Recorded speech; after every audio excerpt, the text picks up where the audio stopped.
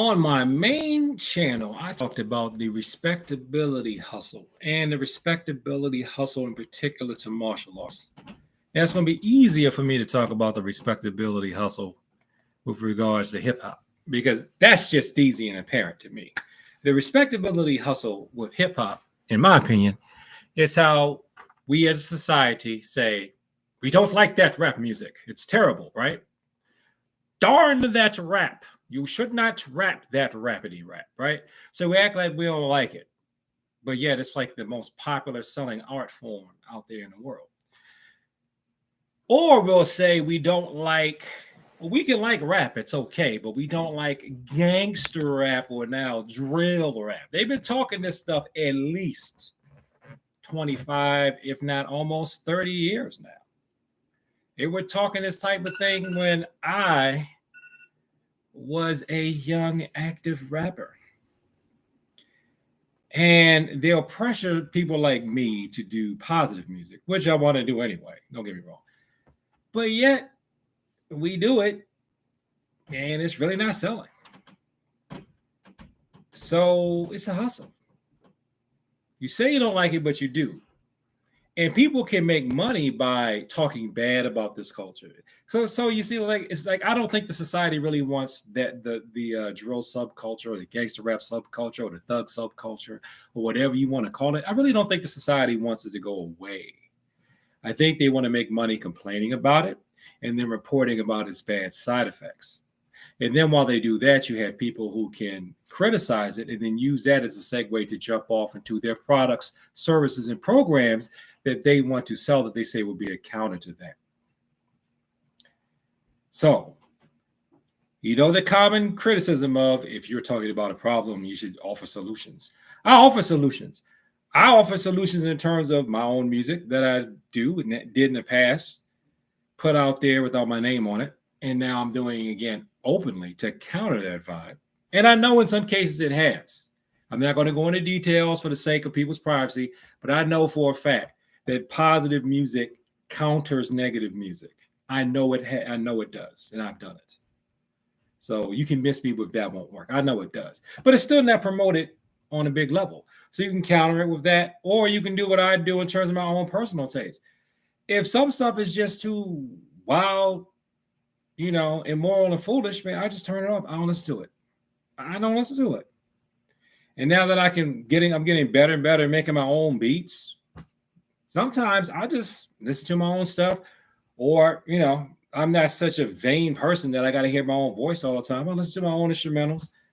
There are plenty of other artists out there that I know about that do things that I feel like is positive or uplifting or just not insane. And a lot of artists, not all artists are, it's rare to have an artist that's quote unquote 100% positive, 100% negative. So then I pick and choose. There's one artist who is, I would say, I'm not going to call out people's names because I don't want to drag anybody else to this. I would say most of his stuff is positive. I got 2 songs of his that I listen to. And I just listen to the one that, I'll drop a hint that I like what he's talking about, vibe. I listen to that. I used to listen to that a lot. I'll blast that in the car. And he's got another one that's got a really good beat, but it's a little on a cussity cuss side. And, well, I don't listen to that one that often. Also, don't listen to I don't watch a lot of movies and things like that I feel like reinforce negativity in my community, whatever. I make the choice as a consumer. So what I think we need to do is just recognize it for what it is. If we're not going to actually, since we have freedom of speech and people are free to produce what they want, I don't think we need to ban it and try to pass laws against it because we're not going to do that because too many people are making money off of it. If you're really against it, then stop supporting it. Stop buying it. I said on my main channel, I had a video I said Freddie Lee, Sergeant Willie Pete, and Tommy Sotomayor are 3 YouTubers that people complain and holler and cry about, right? That was way back then. when I made that video. I guess more now, to make it more modern, you'd have to throw Kevin Samuels in there as somebody that people complain about, God rest his soul. But the whole thing is, no matter who you're talking about, right? Whether you're talking about their music or their movies, anything like that, you can do two things. You can put your own thing out to counter it, and don't worry. Now, if you're not going to get any money because you're doing something positive, don't sit up and complain. Because I don't complain about that. That's why I work another career, because I'm aware of that phenomenon. So you can put your own vibration out there to counter their vibration. And you will, the few people that listen to you will appreciate that. Or as a consumer, you can just not watch it. Don't buy it, don't watch it, don't consume it. Don't prop it up. Because somebody's buying this stuff that everybody swears is terrible. That's why I say it's just a respectability hustle. You got people who can, the people who are actually making the money doing what we say is negative, right? So you got that. You got people supporting them. That's generating revenue. And then you got people making money who say, I am against that. So they make money because they provide an outlet for people who say they're against it. And I'm going to close with this because I don't want this video to get too long. First of all, I'm only talking on this channel because I want to engage people more on this channel, not just throw music at you and just be like, tell me how much you like it. That's no, I'm not going to do that. How do you know, right? How do you know how bad the music has gotten? And you can name all the people who's doing bad stuff now if you don't listen to it. How do you know? Because it's like, I'm talking about one Facebook post I saw in particular, and I didn't know the person. So it's not somebody I know, but I saw it.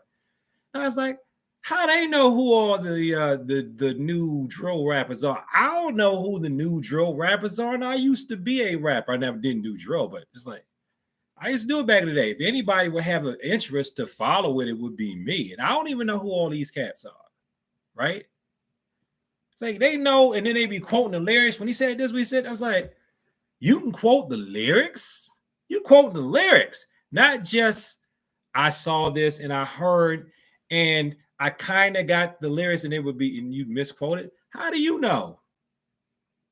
Because at this point, the only way I know that somebody's music is quote unquote bad is if somebody else tells me.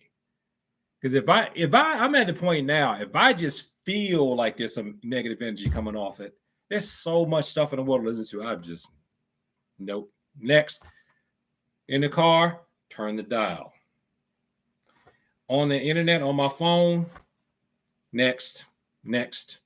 I get out of there. So that's what I'm saying. It's a hustle. And I think it's a game that we play where we play, I don't like it, but I really do. Because it must be a lot of y'all that like it. Why is it so popular? Why is it so popular? Are you going to really blame these quote unquote secret groups?